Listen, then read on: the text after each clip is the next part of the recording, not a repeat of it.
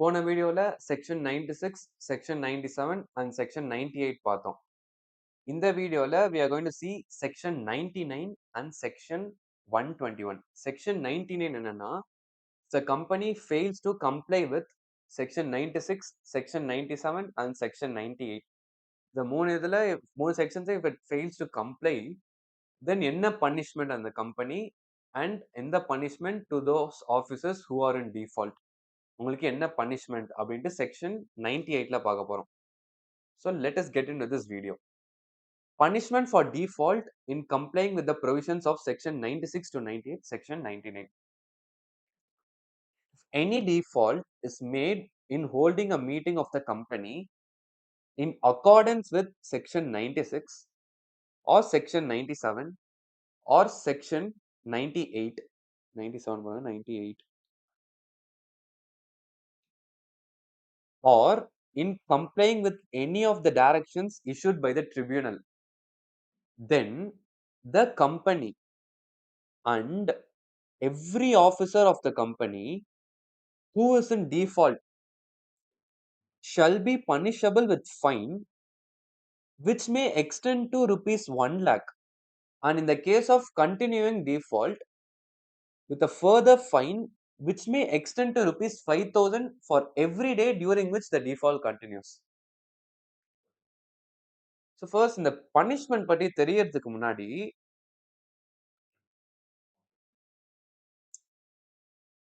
we have to know, it is important for us to know the distinction between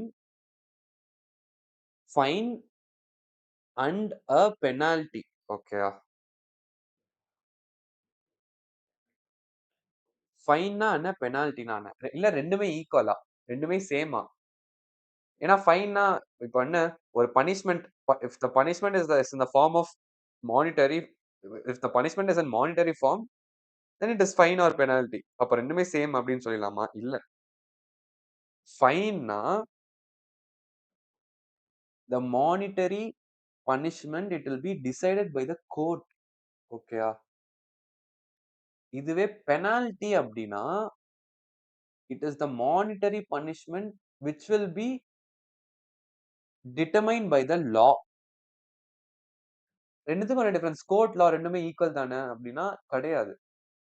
கோர்ட்ன்றது when இந்த இப்போ நீ கோர்ட்ல ஏதாவது இஃப் யூஆர் இப்போ கோர்ட் ஹியரிங்ஸ்லாம் இருக்குல்ல, அந்த டைம்ல if judges give there final hearing, like sorry, the judges give there decision, நீ இந்த அமௌண்ட் பே பண்ணணும் அப்படின்றது ஃபைன். ஓகேவா? இதே பெனால்ட்டினா நம்ம செக்ஷன்ஸ் படிக்கிறோம்ல, section 97, 98, section 99 are any of the sections, டைரக்டா அந்த செக்ஷன்லயே நீ இந்த அமௌண்ட் தான் பே பண்ணணும் அப்படின்ட்டு டைரக்டாவே அதுல கொடுத்துரும். கோர்ட் டிசைட் பண்ணணும் இல்ல, அந்த செக்ஷன்லயே அந்த அமௌண்ட் நீ தான் பே பண்ணணும் அப்படின்னு டைரக்டா கொடுத்தனா தட் இஸ் பெனால்ட்டி. ஸோ இந்த டிஸ்டிங்ஷன் ரொம்ப முக்கியம். இப்போ வரலாம். இங்க அதுதான் என்ன சொல்லியிருக்காங்க, here they are talking about fine.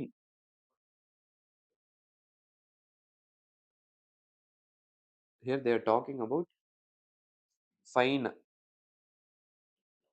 which may extend to, அதான் என்ன சொல்றாங்க, it will with fine, அதாவது it is rupees 1 lakhன்னு சொல்லல, it will go up to 1 lakh. அப்படின்னா 50,000 இருக்கலாம், இல்ல 60,000 இருக்கலாம், இல்ல 70,000 இருக்கலாம். அது யார் டிசைட் பண்ணுவா? அது கோர்ட் டிசைட் பண்ணும். சோ அதனால தான் they are talking about fine here. ஓகேவா? சோ அது என்ன சொல்றாங்கன்னா, section 96,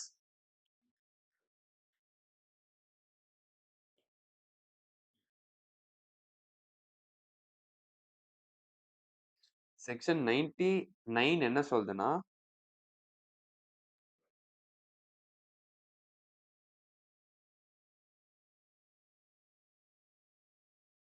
section 96, 97, 98 and directions of tribunal. Directions of tribunal. இல்ல default இருந்ததுன்னா, you will have a punishment. Okay, அது punishment is in the form of fine. Fine என்னன்னா company officer in default. கம்பெனிக்கு என்னன்னா rupees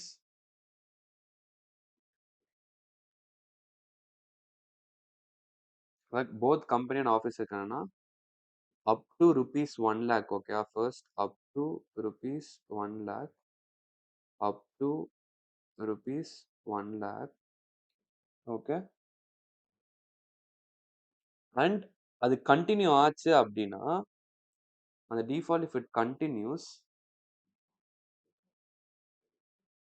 plus rupees 5,000 continue ஆச்சு further continue ஆச்சு அப்படின்னா every day till the default continues they will be fined with an amount of rupees 5,000. அதுதான் இந்த punishment. So இதுல பெருசா ஒன்றும் இல்லை, ஜஸ்ட் பனிஷ்மெண்ட் என்ன அப்படின்னு நான் சொல்லியிருக்காங்க. Just have to know and we have to memorize it. அவ்வளோ. Next section 121 report on annual general meeting. Annual general meeting report நம்ம செக்ஷன் 96ல பார்த்தோம். ஆனுவல் ஜெனரல் மீட்டிங்னா என்னன்ட்டு. Every year annual general meeting ஒரு கம்பெனி கண்டக்ட் பண்ணணும், whether public or private. But 1% company conduct பண்ண தேவையில்ல. அதே மாதிரி ஃபர்ஸ்ட் ஏஜிஎம்மா இருந்ததுன்னா before 9 months from the closure of financial year annual general meeting conduct பண்ணணும். இதே சப்சீக்வெண்ட் ஏஜிஎம்மா இருந்ததுன்னா before 6 months from the closure of financial year conduct பண்ணணும். அதே மாதிரி the gap between 2 AGMs shall not be more than 15 months அப்படின்னு பார்த்தோம்.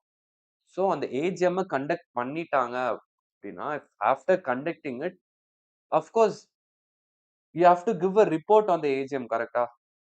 So அதுல தான் என்ன சொல்றாங்க, according to section 121 of the Companies Act 2013, every listed public company, see, AGM has to be conducted by both public and private, but report எல்லாரும் கொடுக்கணும்னு அவசியம் இல்லை. Every listed public company, so first important point, every listed public company shall prepare a report on each annual general meeting, including the confirmation to the effect that the meeting was convened, held, and conducted as per the provisions of the Act and rules made thereunder.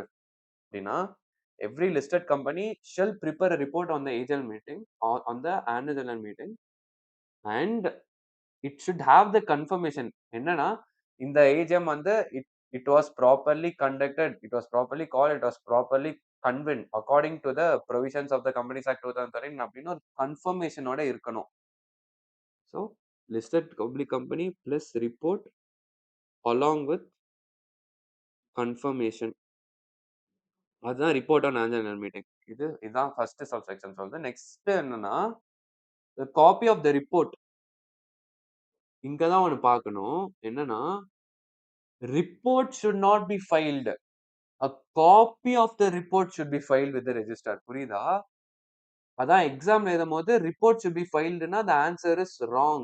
Report is to be filed னா the answer is wrong. A copy of the report is to be filed with the registrar in the form number MGT 15. Okay, form number என்ன? MGT 15.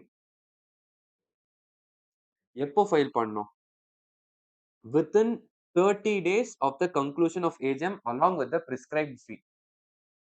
Let us say my AGM was conducted on 1st of September. ஓகேவா? இப்போ within 30 days of the conclusion of AGM னா before 30 of September I should have submitted the copy of report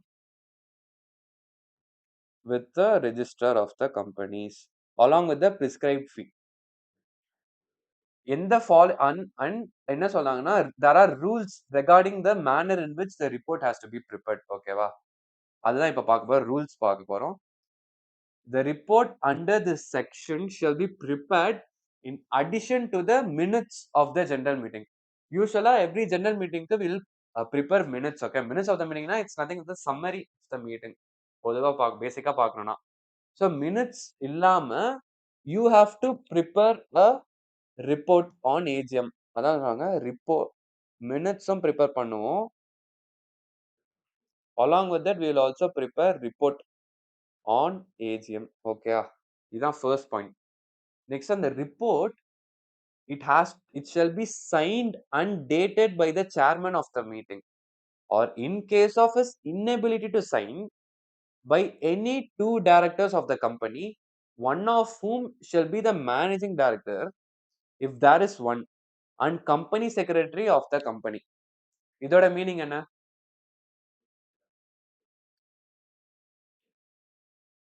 ஒரு report on AGM shall be signed, ஓகேவா? shall be signed by என்ன? யூசுவலா chairman of the meeting அத sign பண்ணணும், ஓகேவா? இதுதான் ஃபர்ஸ்ட். chairman of the meetingனா சைன் பண்ணணும். ஆனா chairmanனால if there is an inability for the chairman to sign, ஓகேவா? sign the report. ஓகே, chairmanனால சைன் பண்ண முடியல. if not chairman, அவரால் பண்ண முடியலனா then it has to be signed by two directors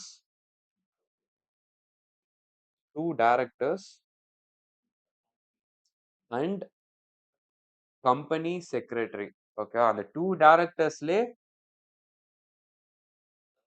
one should be the managing director.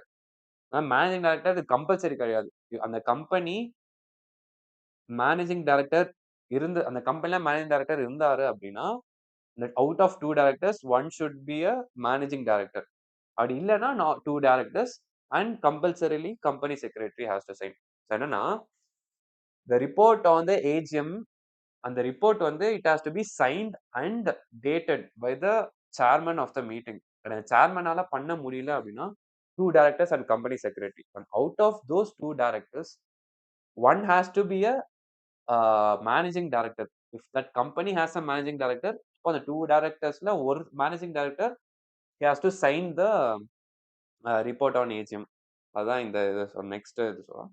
Third, அந்த report என்னென்னலாம் what are the details R what are the contents which needs to be present in the report அப்படின்னா, first இந்த order போறத நான் ஒரு order சொல்றேன், அது ஈஸியா இருக்கும். என்னன்னா first, second, third, fourth,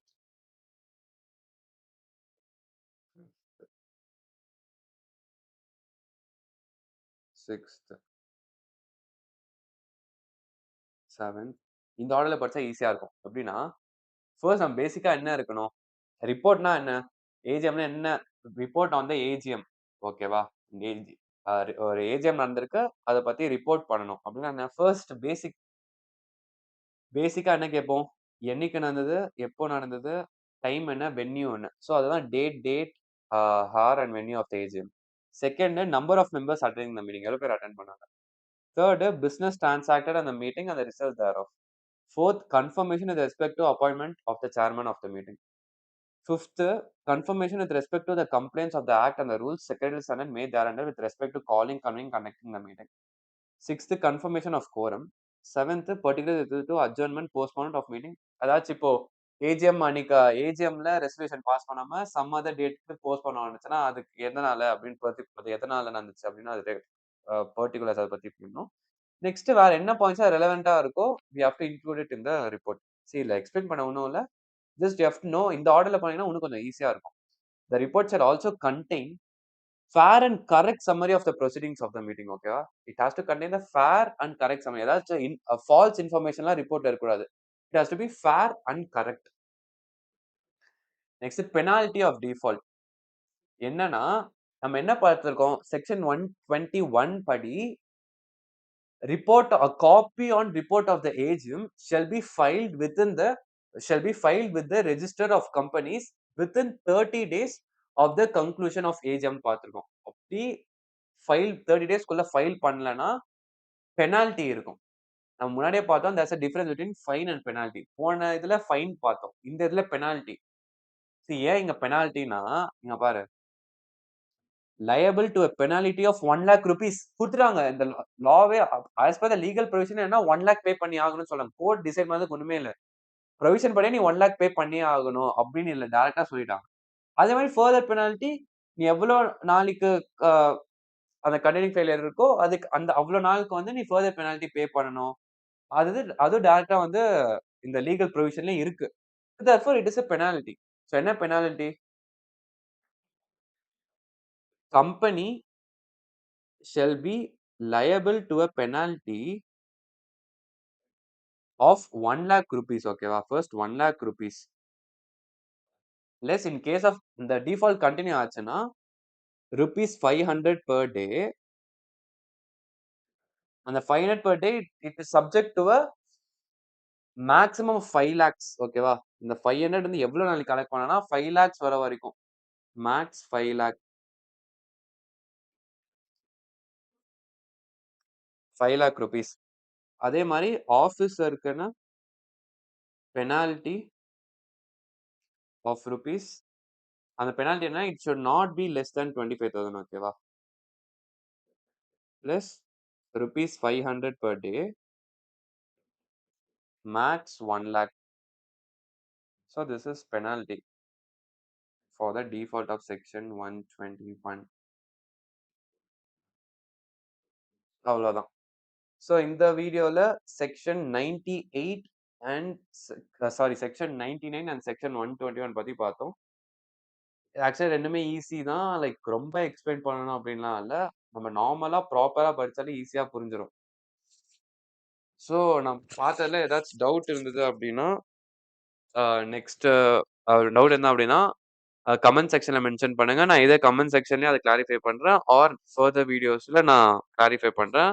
and லால லைக் ஏதாச்சும் teaching method of teaching or any feedback if you have, you can also mention that in the comments. I am always welcome for the feedback. Okay. So that is it. Thank you so much.